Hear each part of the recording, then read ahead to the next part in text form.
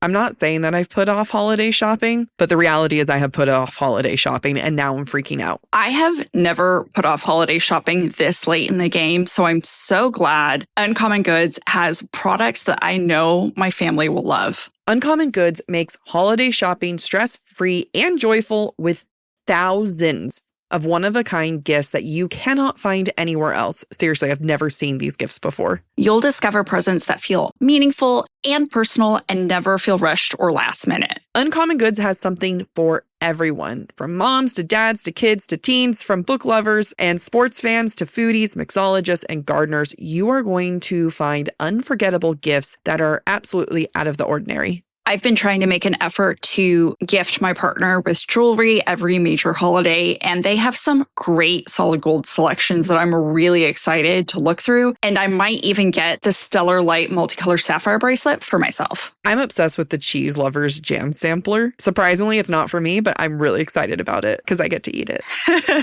Uncommon Goods looks for products that are high quality, unique, and often handmade or made in the US by independent artists and small businesses. Every purchase is a chance to choose something remarkable and feel good about where your money goes. This right here is why I love Uncommon Goods. With every purchase you make, they give back $1 to a nonprofit partner of your choice. They've donated more than $3.1 million to date. So don't wait. Make this holiday the year you give something truly unforgettable. To get 15% off your next gift, go to uncommongoods.com/booktalk. That's uncommongoods.com/booktalk. BOOKTALK for 15% off. Don't miss out on this limited time offer. Uncommon Goods. We are all out of the ordinary. Here's my 30-second story with Guinness. As soon as my sister and I get home for the holidays, we don't even unpack. We head straight to our pub. The bartender already knows our order, Guinness and fries. We laugh all night, catch up with old friends, and walk home with faces sore from smiling. It's one of my favorite nights of the year. That was my 30-second story with Guinness. Guinness Draft Stout. Please enjoy responsibly. Imported by Diageo Beer Company, USA, New York, New York. My name is Percy Jackson. Getting in trouble is like breathing for me. The hit series returns to Disney Plus and Hulu. The danger the camp is under is greater than you can possibly imagine. For the key to our survival, 3 of you must quest to the Sea of Monsters. Let's go do the impossible. I'm not gonna let some stupid monster stand in my way. Percy Jackson and the Olympians. New season now on Disney Plus and Hulu. Learn more at disneyplus.com/what's-on.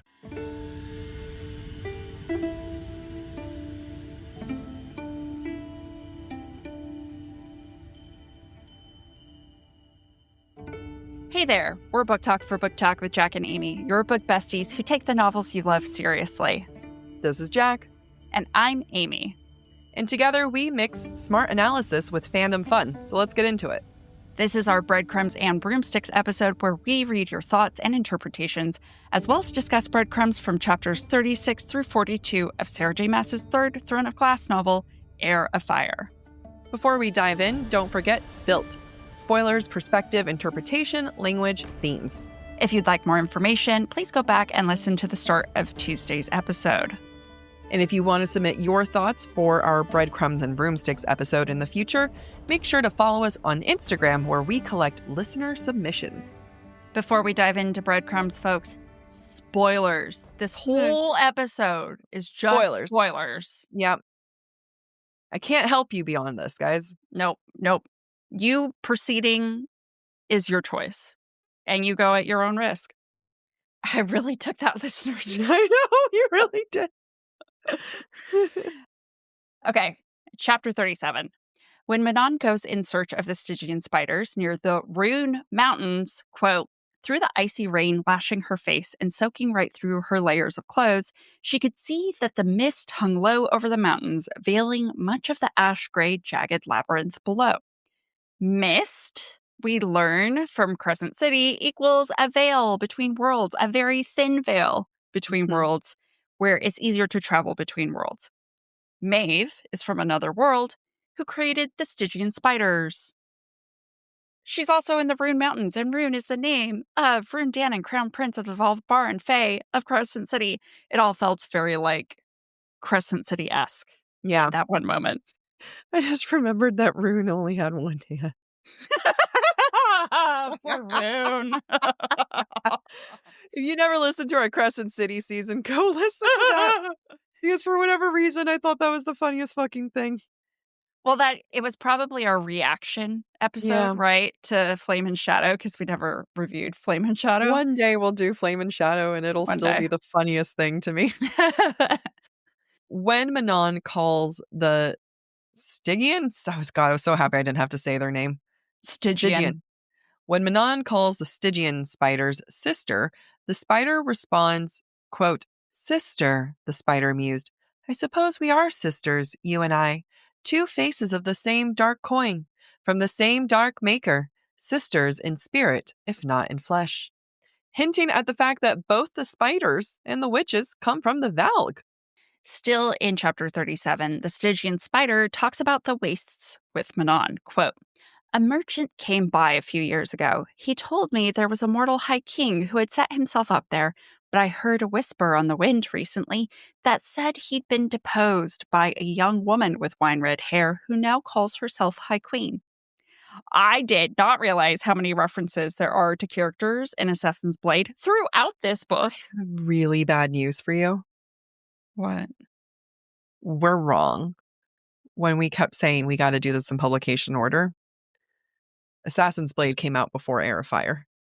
What? Yeah. What? I know. I knew this would hurt. That's why I wanted to make sure it was recorded. So do you want to confirm?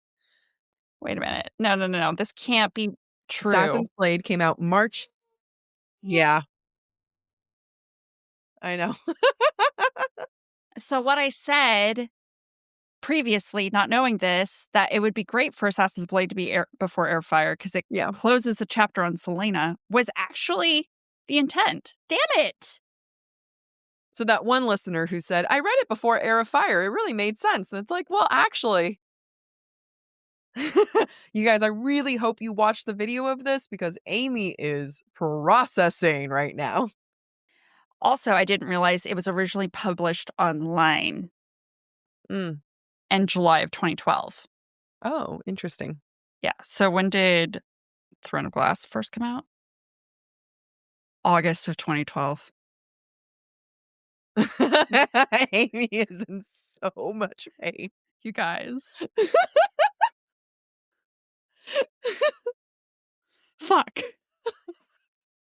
You're having an identity crisis.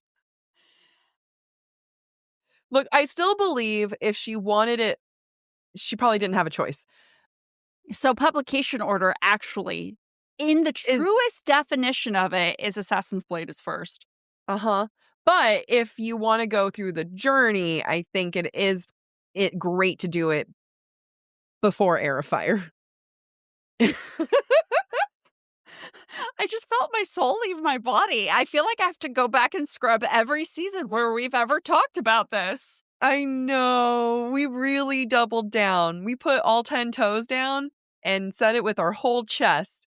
And I can say right now, guys, I am sorry about that. That is our bad. Oh, you guys, Amy has the most vacant, angry stare. Well, it just makes so much sense the more that I think about it, in the fact that, like, you learn about Sam, what happened to Sam, which is bookended by Archer talking about Sam and then Celaena talking about Sam to Rowan. Yeah. You also experience Sam before you get to Rowan. Like, yeah.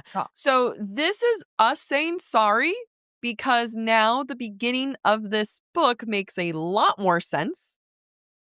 Okay. I'm going to handle the apology. Amy's going to break down a little bit. Okay. I'm kind of dying on the inside, guys. Wow. Yeah. You know what? We're human. I've never felt more human. I'm really sorry. Kayla, can we make this a clip? Us officially apologizing and just saying that's our bad? Our official apology for the podcast. That's our bad. If it makes the listener feel better, we hate what happened just now. If you just know we feel worse inside. At least we have always said publication order. It's just that we didn't follow publication order with our own analysis. I'm even looking at SJM's website right now. Throne of Glass, Crown of Midnight, Assassin's Blade. And then Heir of Fire. I'm also going to look inside the book. Okay. Inside the book, Assassin's Blade is first. So I was going to say that, we were led astray in many different directions, but no matter what, we didn't follow any of that. No matter what, we were wrong. No matter what, we didn't do it right. So, to err is human, and I never said I was infallible. Nope, but we came off as such. We came off real high and mighty on this, and that changes a lot of our understanding at the start of this book. I do feel like the drinking is her aging up Aelin to make the more mature themes more mature. But some of my issues of it doesn't make sense going from Crown of Midnight to this book makes a lot more sense now. Yep. Let's take a sip. How's that? Yeah.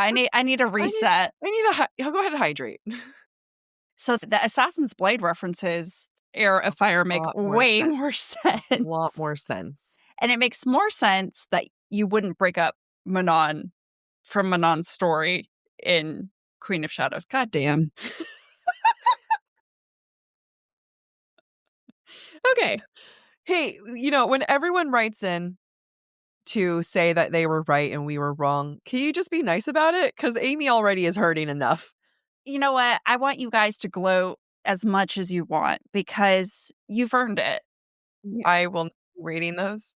No, we will be. I'll read them. We'll read them on an episode. Yeah. So go ahead. It will humble me, and I deserve that piece of humble pie. At least, we can own it. We're sorry. We gone done fucked up. I don't like doing that, but I did. I almost feel like, do we put a little contingency at the beginning of those early episodes saying, hey, this is us from the future. We're going about this in a way that really didn't understand something. For Heir of Fire early episodes? Yeah. The first episode. Yeah. Yeah, we could. Just kind of doing a little warning of saying, hey, so it's not until episode 7 when we realize a very important piece of information. End of episode 7. Breadcrumbs for Broomsticks, episode 7. When I saw that yesterday, I was like, oh, this is going to hurt. This is going to hurt. Yeah. It's okay. The reason why I looked it up, guys, is because I was trying to sit here and be like, why is it that a lot of other authors have found success in one series when SJM has found success in 3 different series that we didn't even know that they were all interlinked until the end of the second book of her 3rd series, right? Yeah. And I think that part of that was because that she was publishing 2 series at one time, and that's why I was like, what order did she do it? How many books was she putting out in a year? And then that's when I saw it and I was like, oh no. Was this at the library? No, I was driving home. I mean, I was not driving when I looked it up. Okay, let's continue. Yeah. Still in chapter 37. Quote, a strange place, the wastelands, the spider continued. The merchant himself was from there, a former shapeshifter, lost his gift, just like all of you mortal things. He was stuck in a man's body, thankfully, but he did not realize that when he sold me 20 years of his life, some of his gifts passed to me. It's another reference, an Assassin's Blade character whom Aelin will meet. Still in chapter 37, while bargaining with Manon, the Stygian spider says she could take Manon's beauty in exchange for the silk. Quote, that beauty could win you a king. And it does, in a lot of ways. I mean, a prince, but yeah. But a future king. Yeah. In chapter 38, when Aelin is talking about her mother, quote, had a difficult time with pregnancy. She stopped breathing during labor. They said it was my father that kept her tethered to this world. This reminded me a lot of Farah in ACOTAR when she was floating off about, being all dead and shit. And then Rhys held onto her, clinging onto her to not let her go. Yeah. And remember, this book did come out before ACOTAR. In chapter 39, when Celaena talks about her mother dying, we both put it in there. Oh, that's funny. I wondered why it didn't read the way I wrote it. All right, well, I get to have mine. All right. In chapter 40, while Dorian and Sorscha are hanging out in bed together, Dorian thinks that Sorscha has, quote, such pretty hands, like mourning doves. Mourning, not awake in the morning, but mourning as in funeral mourning. Dead. That woman be dead. In chapter 40, all of this hurts now. In chapter 40, well, just don't say it. The team, what he's learned about the dead islands, he talks about the pirates. Quote, the pirates had scattered. Actually, the pirate Lord Rolf had taken half of them south. Assassin's Blade characters. In chapter 40, Murtagh describes a mysterious figure the pirates saw around the dead islands. Quote, it bore a black collar, like a pet. It took a step toward them as if to go into the sea and hunt them down, but it was yanked back by some invisible hand, some hidden leash, foreshadowing Dorian's future. Mm-hmm. In chapter 41, our girl's in denial, the same way that Rowan will be later in denial too. Quote, gods, she had no interest in him like that, and she was certain he had no inclination to take her to bed either. Maybe it was just from spending so much time in the Fae body that she felt territorial and grumpy and mean. They're mates. And they're both in denial. Mm-hmm. In chapter 42, from Rowan's POV, after seeing Aelin's scars, quote, he felt his magic and his warrior's instincts honing into a lethal combination the longer he stared, howling to rip apart the people who had done that with his bare hands because they are mates. Yep. All right, so that's not as painful. We can leave the broomsticks of something that happened, or the breadcrumbs, so we can, admitting our mistake. We get to look at people's comments now and not keep reliving Assassin's Blade. Yeah. Okay, I'm going to go ahead and read Grace. Quote, I'm catching up on last week's episode, and I wanted to share some physics info about Manon and the Therian Gap. I'm not a physicist, but I am an engineer, and I have to, unfortunately, think about physics a lot. No matter what the roll looks like, a straight plunge or free fall into an upwards dive has a lot of ways to go wrong. The only time we see something similar in nature is in birds, and small ones at that. The difference is that when birds do this, it's mostly for prey and in an open space, and there wouldn't be an additional weight or cargo to interfere with their balance. Now, going back to physics, G-force from a change in inertia, direction, and speed would be the most obvious challenge, but not the challenge I think Manon would struggle with the most. As a witch, she probably is built for that kind of thing in the way normal humans aren't. The biggest issue I could see would be the fall mostly. When objects fall, the speed they fall at isn't determined by their weight, but their mass. So basically, an object shape and size. A medicine ball and normal basketball fall at almost the same speed, and golf balls fall faster than basketballs, even though they're lighter. I may be wrong, but I don't think the witches have the same kind of harnesses that they use in Fourth Wing. So if Manon got detached for any reason, or part of her body was separated, then it or her would fall at different velocity. So she would likely fall a little faster than the wyvern. Additionally, another thing to think about is curve velocity. If a fall isn't curved enough before an ascent, the velocity change would basically make her splat. High velocity to very quickly zero velocity, because any change in direct means a zero velocity at the change. I know SJM is not a physicist, and we're talking about witches and wyverns, but even magically speaking, this is impressive. Even if the wyvern instinctually knows the route or the maneuvers, it doesn't guarantee they can do it with cargo, throwing of their weight distribution in balance. I know this is a little dense and complicated, but if you're interested, I could draw out a quick diagram so it's easier to understand. Thank you, Grace. Yeah, no, doing the Lord's work there. I actually understood that. I get it. I get it now. Honestly, this would have helped me pass a test in high school. So honestly, it helps me understand what the fairing gap is supposed to look like because way more now. It goes pew, pew, yeah, pew. Yeah. All of those pews are difficult. Yes. Because of velocity. Exactly. And G-force. Thank you, Grace. That was greatly needed. So thank you. Very needed. Grab a snack, stretch your legs, and listen to this while we plot our next move.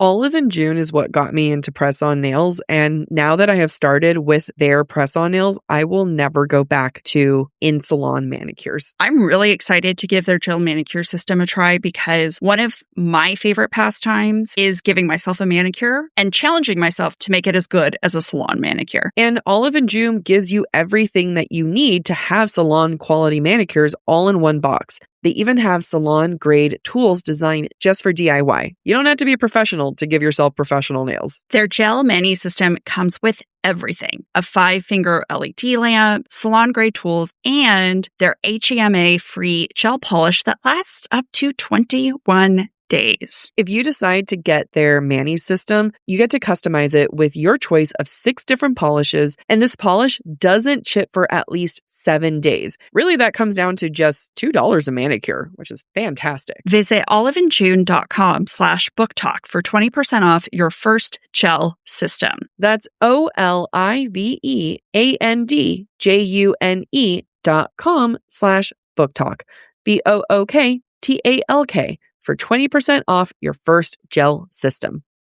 Now that it's cooler outside, I walk a lot more just to get coffee and get out of my office at work. And that's why I love wearing my Uptown loafers from Vionic. With it being winter, I'm now wearing a lot more jeans, and I don't know what shoes to wear with jeans. I struggle with that all the time. But Vionic's Willa 2.0 is a lightweight, soft, and supportive flat that has Vionic's biomechanical motion technology that's built into it. So I'm able to walk around in these stylish flats with my cool jeans, looking cool as hell, and get to feel comfortable all day long. I love that my loafers are a soft suede. They look good with all of my trousers, and they fold flat so that if I want to wear heels during the day but change into the loafers later, they're easy to store in my work bag. Vionic has really done the work by revolutionizing medical orthotics, using that science to engineer shoes that have me feel comfortable all day in flats. I love that I can wear shoes that look stylish no matter what I'm wearing, and that I know I'm going to feel great all day. You also get to feel great all day by using code BOOKTALK at checkout for 15% off your entire order at vionicshoes.com when you log into your account. It's a one-time use only. Vionic Shoes, wearable well-being for your feet. Amy, you know how I've been going to the gym now 5 to 6 times a week. You are in your beast era. I really am.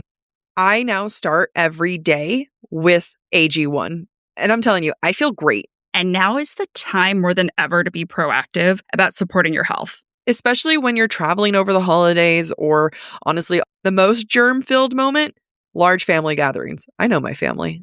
It makes me feel more confident knowing that my immune system is getting the daily support it needs. While everyone else at work has been getting sick, I've been taking my AG1 Next Gen, which contains more vitamins and minerals than ever before and is clinically shown to fill common nutrient gaps.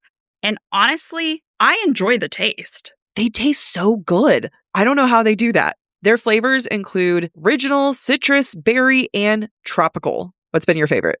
I've actually been doing the original pineapple and vanilla flavor. You know I love citrus. I love their citrus.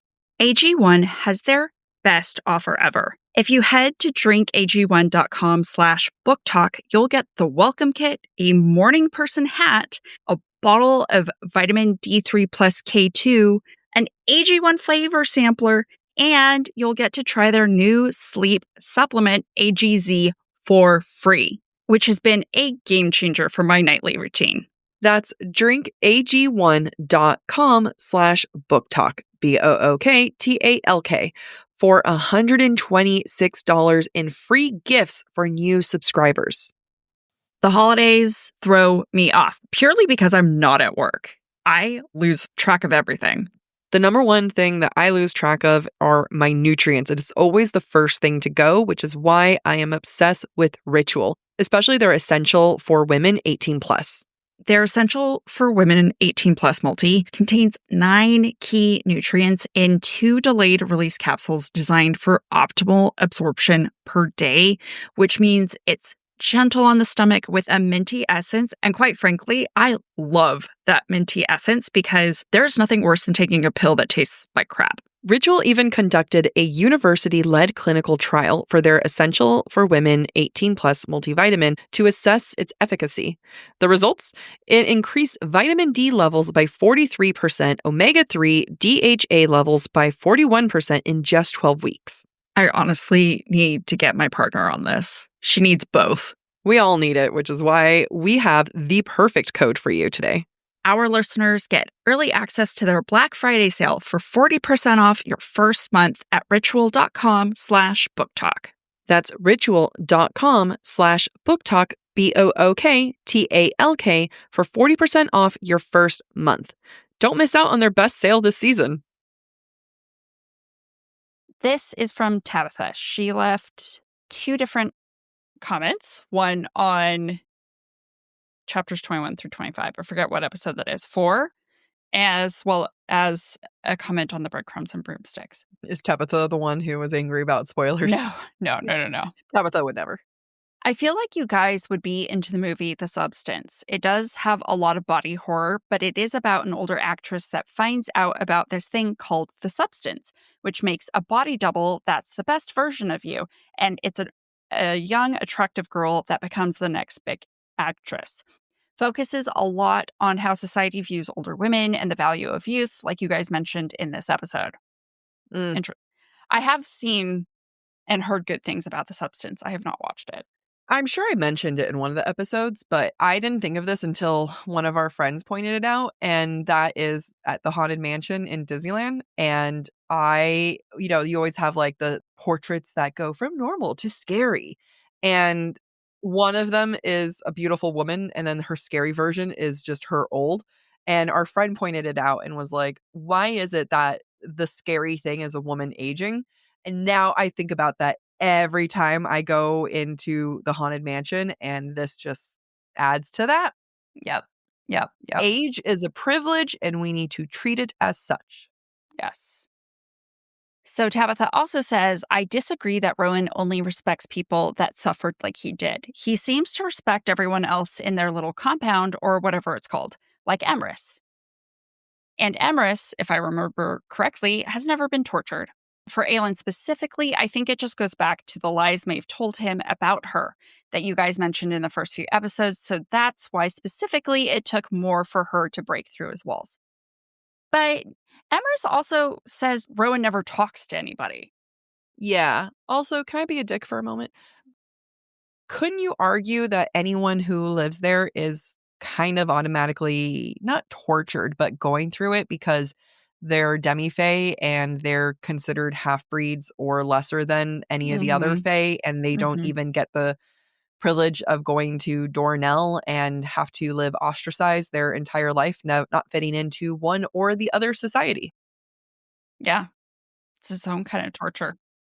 But to your point, Rowan doesn't hang out with anyone. He doesn't talk to anyone. But I also see your point, Tabitha. We see you, we value you, we respect you. Okay, so there is a DM in the the requested area. Okay. You want me to read it? Yes, please. It's long. Okay. This is from Madison. I'm so sorry for spamming your inbox. I have a lot of thoughts, and Insta only allows so many characters. Hi. Absolutely love you too. I know I'm late on this particular thought process, but I've been pulling double duty on my job and trying to get back in my fitness routine and dating a man. Ugh. So here it is. God, I am you, you are me, except I without the man yet. You both have talked about when Aelin gets to Doranelle and shortly ends up in her booze-fueled stupor and how unrealistic it is from the previous book to this one. Well, as someone who has seen some trauma-induced drinking, here's my thought process. Aelin has been in a horror-induced trauma survival state since she was 8 or 9. She's had moments of peace, but nothing you could really say is stable. At this point in the series, she knows the king, aka her employer/slaver, is sending her to her quote-unquote aunt's mother's family homeland to kill said mother's family, who she's never met because her ex-boyfriend of like a week got his abusive father to send her there. Said ex went behind the crown prince's back, aka his best friend, to get all this done. Yeah, when you put it that way, it's really fucked up. This isn't too far off from the whole ordeal of Aelin becoming champion, the slave camp, Celaena, and of course her BFF's death. So now, Aelin is on a ship for weeks. No training, no killing. Not a soul she knows. No Fleetfoot, no books, nothing except her weapons. Her cabin, walking around the deck. Do you really think she would have smuggled booze onto the ship given how this was sprung on her? Even with her machinations, the turnaround is pretty short. Also, Chaol would have been with her for this. After weeks on her own, toiling, she got to shore amongst the sneaking of the ships and all the other people getting there, and she's finally in her mother's homeland. She's there for a mission, but she must be looking around. And then she finally digs in and sees her cousin. He's everything she should be, going up amongst an enemy across the ocean, young, good-looking, loved by his people. Even the lowborn and poor love him. So after all these days, weeks, months of unending torment, Aelin needs something to not make her think or hurt or want to murder. Unfortunately, that's booze. She needs a vice, and that's the best one available. And of course, she also gambles. But I think that's another sign of recklessness and need for stimulus and attention. I'm a cancer survivor, and I find myself aghast of her trials. I was 29 at my diagnosis, and I'm nearly 2 years out from it. I drank much more than I probably should have after my diagnosis because I needed to numb the pain, forget what I was dealing with, and make the days bearable. That was with therapy, support from friends and family, and all modern comforts available to me. After how many years of torment Aelin went through, and she spent some time with wine on a roof for a bit, yeah, I can't blame her, especially because that was her only resource available. Also, Rowan should have taken her to the ring for fighting before punching her. At my big age of 31, I would have wanted to punch her for saying that shit. But I also didn't have Maeve, quote, I can rend your mind apart, Queen of Doranelle, in charge of me. Also, subthought. Are we not sure Maeve didn't make Rowan more violent towards Aelin? Like, plant the need to be violent against her, especially since she was able to fake the mating bond between him and his wife. Again, love your podcast. It's been a rock for me during my treatment and recovery. I've been listening to you since you started A Court of Mist and Fury. Oh, well, thank you, Madison, but also wishing you the absolute healthiest, speedy process of everything. And, happy that we could be there even remotely, but, how incredible are you?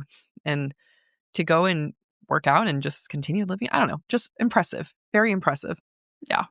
Also, your notes, very impressive. A lot of things have changed in this episode, mainly the publication order. I will say what Madison addresses is something that last episode we talked about, and that is why alcohol, why she spirals out. Valid. I don't think it's like a matter of question of like, there nothing happened. Like, I wanted to know what's the bridge between those 2 weeks of what happened. That bridge is Assassin's Blade. Although, if I want to be a dick about it, it would have been nice for it to be like, and that was after reminiscing about my last life. If I wanted to be a dick, I would have requested that and make excuse for my mistakes. But one of the issues we had was she's never used alcohol as an outlet. She'd only used violence, and we're only seeing her use alcohol here, so it doesn't make sense. I like Madison's point of view because there was no other things available to her, resources. There was no one for her to take her anger out on. And honestly, they're sailors. Even if she didn't bring alcohol, I'm sure there was plenty of alcohol on board. Right. It's true. And she didn't need alcohol while she was on board because she didn't yet know how good her extended family was, right? Yeah. The breaking point is seeing the prince, Yeah. who Gavin, forgot his name, and seeing his goodness and how much he's loved, and that's her breaking point, right? Yeah. Because he reminds her of Nehemia, essentially, and everything that Aelin should be, but Celaena is not. So I do also appreciate the fact that alcohol might be the only resource available to her at this point, and that is right, because it's easy to steal. Yeah. It's easy to not get caught, whereas picking fights, killing people, maybe there's greater risk. I mean, it would draw more of attention. Right, and that's not what she wants. She kind of wants to disappear. We're just going to backtrack everything in this episode. Well, No, again, it's like, I think it's bringing in other people's point of views that make sense, where it's like, okay, Yeah. fighting would bring more attention. Also, yes, like this was alcohol is available. Still think it's used to age her up, though. yeah, I mean, again, and I think, was it last week that we talked about the whole my history? Like, Yeah. I'm not knocking it because I did it. And Don't knock it till you try it. No, don't try it. Don't try alcoholism. Yeah. I mean, I remember refusing to be allowed. You can't call me an alcoholic because alcoholics go to meetings. I'm just drunk.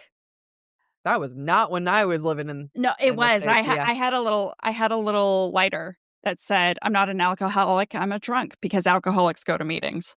I don't even remember that. I do, because I was very much in denial about my Yeah. abuse of alcohol. But I don't think it's completely unbelievable. I just think SJM as a writer could have done more to set it up. I agree. She's so good at setting things up. Why was it not set up? I will start off with this saying, look, we screwed up. We did not know that this happened. Like, Heir of Fire was between last book and this book. Assassin's Blade. Assassin's Blade. Thank you. I'm going to have a big fat however. If a book is meant to happen, if it's not meant to be you can skip it, you cannot skip it, you need to be able to have some kind of reference point between point A and point B, right? Like, there needs to be a transition into it. So unless Assassin's Blade starts off with her reminiscing on the ship and it ends with her getting ready to get off port, that's not a true in the middle thing, because you still, if that is not there, meant to be an absolute like in the middle. So it's not like you could get from throwing a glass into Heir of Fire, right? Like, you need that thing in the middle.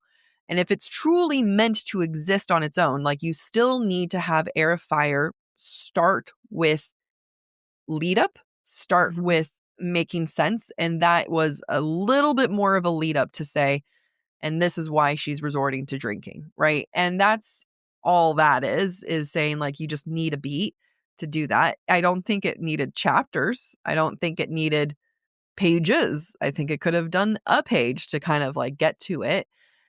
And again, I know this is me being nitpicky, and I know, like, we're doing this without having done Assassin's Blade in the middle, but you can't have a book determine something if it's potentially skippable. And that's the thing, is that Assassin's Blade doesn't necessarily need to be read. It's not like Crown of Midnight has to be read before you get Heir of Fire.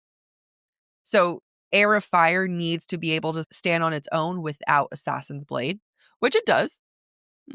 But that beginning point then needs to be able to stand on its own if you're not going to have that clear bridge between the two. And I might even say the way that people treat Assassin's Blade is the way that they kind of treat Frost and Starlight. Yeah. Where, no, you have to read Frost and Starlight. It's not an option. Well, it's also like people who skip Tower of Dawn. Yeah. You can't skip Tower of Dawn. But Frost and Starlight narratively makes sense. Yeah. it starts when Akawar ends and it begins where like Silver Flame starts, right? Yeah. So like you have that bridge. It's a narrative bridge that has to exist within the realm. Yeah. Assassin's Blade is not that narrative bridge. It is background info. If you think about the original publication of Assassin's Blade being online, being in January and July of 2012, before Throne of Glass is published in 2012, she probably wrote Assassin's Blade to help her write Crown of Midnight. Yeah. Because of how much her backstory ends up playing into that, right? With Archer Yeah. Finn, with Sam, etc. It's just very curious. But I agree. I agree that Heir of Fire needed to have stronger ties to Crown of Midnight because chronologically, That's what's happening. that's what's happening. Yeah. And again, it could have even been on the boat. The sailors were getting her to drink and she found that she liked being drunk. Yeah. Like we could have started there. That's all you needed. And that's, again, like it just comes down to a piece. It's not a pages waxing poetics. I think it also comes down to not having enough time because words count here. You have 5 million point of views. You're trying to get to the story quickly. Yeah. And B, a certain amount of relying on Assassin's Blade in between. Yeah. And unless Assassin's Blade, which I don't remember it, if it starts with she steps on the ship and it ends with she reaches port, that is not a true bridge. It's not a true reminiscent. We can't expect Celaena to be in that mindset. We have to interpret that as info we, the reader, are getting on this backstory. This is not necessarily Celaena reminiscing on the whole thing, right? She could be gone for 4 weeks and each week is a chapter, is one of the stories that she has, and or like 4 weeks traveling on the ship to get to where she's going. It's just like little things. And I know it's like, sounds like me coming up with excuses, and maybe it is. However, I think that this comes from as our own authors. Like we are authors. We like to publish works. And if I was to do this, I would do it slightly differently. Again, at the end of the day, it's about the writing. It's not a criticism of people who have been or will be or currently are using alcohol to cope. That's not the criticism here. The criticism is the writing. Yeah. That's what it always comes down to. It's not. And I will again say, it doesn't matter what age you started drinking at. Abusing alcohol is kind of implied to be an older thing to do. Not something that you would do at 19, regardless of whether you yourself has abused alcohol at 19. It is like you hear that, you're like, oh, you were young. So it's just, I think it's a way that she used to age Aelin up. The way that little tiny things have been used to age her up. Again, it's criticism of the writing. Not individuals. Not at all. This has been a hard episode. A lot of truths came around here. This was all recorded in one go. I started real high thinking, wow, this whole Dorian's queer and magic represents his bisexuality. That was fantastic. Thank you. And then we ended here. You did some damage. You really did. I'm so sorry. I blame you. Yeah. I'm sorry that I told you the truth. I would have figured it out one day. I don't think we would have. I really don't. Until someone would have commented saying, you idiots, this is the publication order. I'm honestly shocked no one has called us out yet. No, but here's the thing, is that someone's now going to, and then comment, and then we'll be like, please see Breadcrumbs and Broomsticks episode 7 in our official apology. Yeah. We just need to post a video on our Instagram and our TikTok and pin it. Our publication order apology. Let's give Kayla something. Guys, Kayla is the one who does all of our social videos now. Let's give her a beginning. Hi. In regards to publication order for Sarah J. Maas's Throne of Glass series, we would like to issue an official apology. We never checked the facts. We understood the publication order to be that Assassin's Blade came after Heir of Fire. And the fact of that is that that's not true. And we've been talking out of our asses for a long time. And no matter how beautiful these asses may be, they are in fact wrong. And We did not come to this realization until episode 7, 70% done with this season. So if you have issues with this... And it was discovered only on accident, by the way. Just keep blowing this down. We didn't even do our due diligence. I just happened to look up something and saw that. Please accept our humble apologies. Please know that we feel worse inside. We are inferior humans because of it. Amy feels a lot worse than me. She is taking this hard. I was not going with inferior, but yeah, so that's our official apology. Listen to episode 7, Breadcrumbs and Broomsticks. It's a joyride. You boy, isn't it? So yeah, we're gonna need this apology up sooner. Yep. Okay. All right, let's sign off.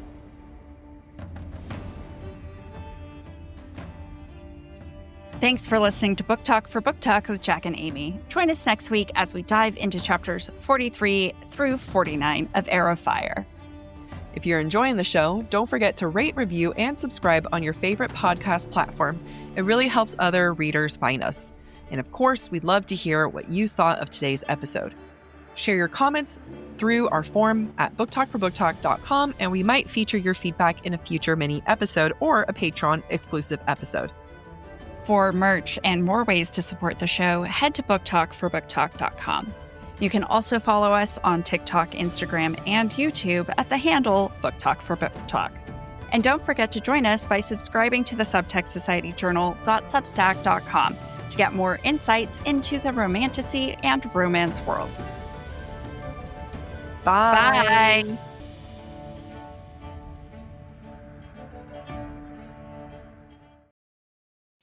Amy, you know how I've been going to the gym now 5 to 6 times a week. You are in your beast era. I really am. I now start every day with AG1. And I'm telling you, I feel great. And now is the time more than ever to be proactive about supporting your health. Especially when you're traveling over the holidays or, honestly, the most germ-filled moment, large family gatherings. I know my family. It makes me feel more confident knowing that my immune system is getting the daily support it needs. While everyone else at work has been getting sick, I've been taking my AG1 Next Gen, which contains more vitamins and minerals than ever before and is clinically shown to fill common nutrient gaps. And honestly, I enjoy the taste. They taste so good. I don't know how they do that. Their flavors include original, citrus, berry, and tropical. What's been your favorite? I've actually been doing the original pineapple and vanilla flavor. You know I love citrus. I love their citrus. AG1 has their best offer ever. If you head to drinkag1.com/booktalk, you'll get the welcome kit, a morning person hat, a bottle of vitamin D3 plus K2, an AG1 flavor sampler, and you'll get to try their new sleep supplement, AGZ, for free, which has been a game changer for my nightly routine. That's drinkag1.com/booktalk, BOOKTALK, for $126 in free gifts for new subscribers. The holidays throw me off purely because I'm not at work. I lose track of everything. The number one thing that I lose track of are my nutrients. It is always the first thing to go, which is why I am obsessed with Ritual, especially their essential for women 18 plus. Their Essential for Women 18 Plus Multi contains 9 key nutrients in 2 delayed release capsules designed for optimal absorption per day, which means it's gentle on the stomach with a minty essence. And quite frankly, I love that minty essence because there's nothing worse than taking a pill that tastes like crap. Ritual even conducted a university-led clinical trial for their Essential for Women 18 Plus multivitamin to assess its efficacy. The results? It increased vitamin D levels by 43%, omega-3 DHA levels by 41% in just 12 weeks. I honestly need to get my partner on this. She needs both. We all need it, which is why we have the perfect code for you today. Our listeners get early access to their Black Friday sale for 40% off your first month at ritual.com/booktalk. That's ritual.com/booktalk, BOOKTALK, for 40% off your first month. Don't miss out on their best sale this season. I wear glasses every day of the week except weekends, and those become my fun contact days until I'm about to run out, which I am on my last pair of contacts right now. 1-800-CONTACTS has been my go-to for refills with my contacts. I've known you long enough that you'll go weeks without getting your contacts because of the location. But 1-800-CONTACTS skips the hassle. They offer free and fast shipping on every order. For over 30 years, 1-800-CONTACTS has been the leader in online contact lens delivery with millions of contacts in stock and award-winning customer service. They even offer free returns and exchanges, which means you can order confidently. They even offer unbeatable perks like free torn lens replacement. Their best price guarantee means if you find your contacts at a lower price elsewhere, they will beat it. That's a promise you won't find everywhere. That's seriously why I keep going back to 1-800-CONTACTS. And they have extra discounts for new customers on their site. Getting contacts doesn't have to be a hassle. Let 1-800-CONTACTS get you the contact lenses you need right now. Order online at 1-800-CONTACTS.com or download the free 1-800-CONTACTS app today.